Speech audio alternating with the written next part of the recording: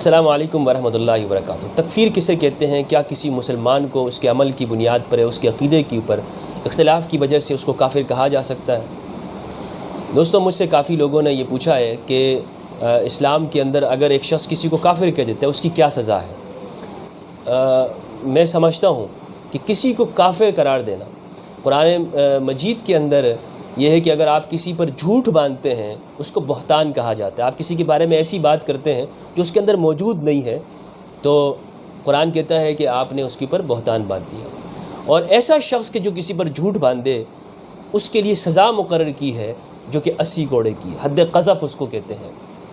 80 کوڑے اس کو لگائے جائیں گے۔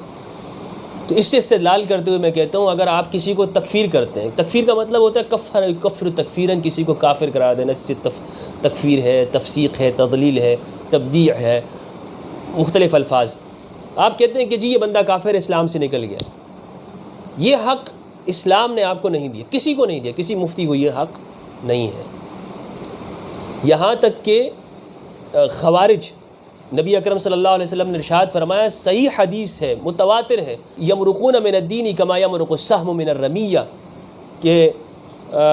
دین سے ایسے نکل جائیں گے، مروق خارج ہو جائیں گے جیسے کہ تیر کمان سے نکل جاتا ہے، نکل چکے ہوں گے۔ لیکن حقیقت بات یہ ہے اور حیرت انگیز بات یہ ہے کہ پورے 1400 سالہ تاریخ کے اندر کسی ایک عالم نے بھی جو خوارج کے بارے میں لکھ رہا ہو اس کی تکفیر نہیں کی ہے خوارج کی، حالانکہ آقا علیہ الصلوۃ والسلام فرما رہے ہیں کہ یمرقون من الدین، دین سے نکل چکے ہیں۔ خوارج کی بھی تکفیر کسی نے نہیں کی ہے، حتیٰ ابن قیم، علامہ ابن قیم نے لکھتے ہیں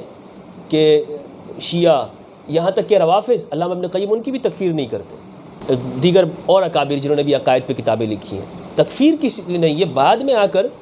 آج کے اس دور کے اندر تکفیر کا یہ پورا ایک عمل شروع ہوا ہے۔ تو اگر کوئی تکفیر کرتا ہے اس کی سزا کیا ہے؟ تو اس کی سزا یہ ہے، میں کہتا ہوں کہ قرآن میں جس طرح سے ہے کہ قذف کے اوپر اللہ تبارک و تعالیٰ نے سزا مقرر کی ہے، تکفیر کے اوپر اسی طرح سے یہ تو ایک خطرناک ہے۔ جھوٹ بول رہا ہے اگر ایک شخص کسی کے بارے میں کہ اس نے یہ کام کیا یا وہ اس طرح کا ہے، وہ اتنا خطرناک نہیں ہے جس طرح کسی کو اسلام سے نکال دینا اور اس کے اوپر سزا بھی یہ مقرر کر دینا کہ جی اب وہ اسلام سے نکل گیا اور اس کو اب تو کفر کی سزا اسلام سے نکلنے کے بعد قتل کی قرار دینا۔ تو یہ بڑا جرم ہے، بڑا جرم ہے، اس کی سزا بڑی ہونی چاہیے۔ بہت سے مسلم ممالک نے جیسے دبئی ہے یا عمان کے اندر اس پر کام کیا ہے اور اس پر سزا مقرر کی ہوئی ہے، کچھ سزا وہاں موجود ہے، لیکن یہ چونکہ یہ ایک خطرناک عمل ہے اور پاکستان میں بھی اگر اس پر حکومت ایسی قانون سازی کرتی ہے کہ کوئی شخص، کوئی مولانا مفتی اگر کسی کو کہتا ہے اختلاف کی بنیاد کے اوپر کہ تم کافر ہو، یا کوئی فرقہ اٹھ کر کسی فرقے کے بارے میں کہتا ہے کہ جی وہ کافر فرقہ ہے، اس پر کوئی سزا ہو سکتی یا نہیں ہو سکتی؟ میری رائے کے اندر یہی ہے کہ تکفیر کے اوپر اسی حد قذف سے استدلال کرتے ہوئے ہم یہ سزا مقرر کر سکتے ہیں حکومت پاکستان کہ یا پاکستان کے اندر اس طرح قانون نافذ کر دے، قانون بنا لے جس کے اندر ملک کے مختلف جید علماء کرام کو بلائے، ان کو بٹھائے اور ان سے یہ مشاورت کر لے، یا اگر مشاورت نہیں بھی کرتی تو یہ قانون مقرر کیا جا سکتا ہے کہ تکفیر کی ایک سزا ہو، ایک قید ہو، جرمانہ ہو۔ کوئی قوم، فرقہ